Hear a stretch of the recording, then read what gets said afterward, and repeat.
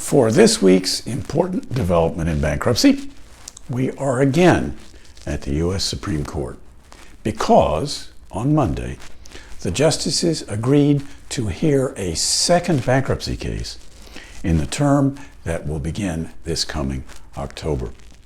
This is an important case not only for bankruptcy, but for all of federal practice.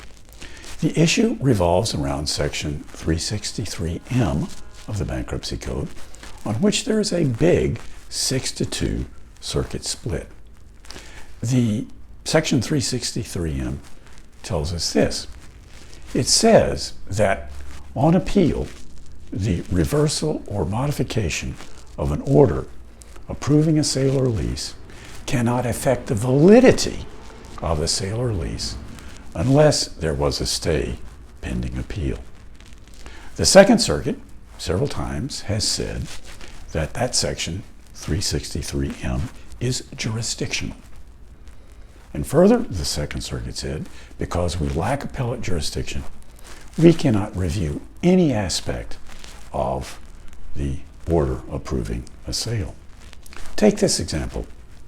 Let's assume that a bankruptcy court says that it is approving a sale of property, but party X gets none of the proceeds.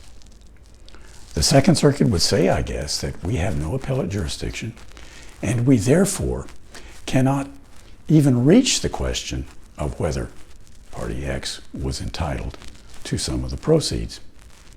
I dare to say that the other 6 circuits in the same situation would say, yes, we're not setting aside the sale, but we can review whether or not party X was entitled to some of the proceeds. This case, I'm guessing, will be argued sometime between October and December, unless there is an inordinate delay in the filing of the briefs. That means that we will get a decision from the justices, I would guess sometime between late January into March or early April. Now I'm going to get out on a limb and I'm going to make a guess that the Supreme Court sides with the majority of circuits and says that a provision like 363M is not jurisdictional. You can grant some relief on appeal, you just can't set aside the order approving the sale or the modification.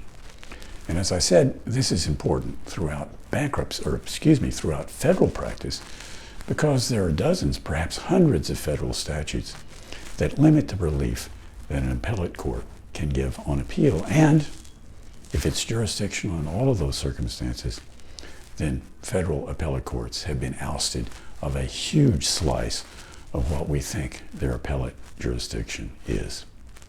I am Bill Rochelle, Editor-at-Large for American Bankruptcy Institute. I will return same time next week with something important about bankruptcy. Until then, be well, stay safe, good day.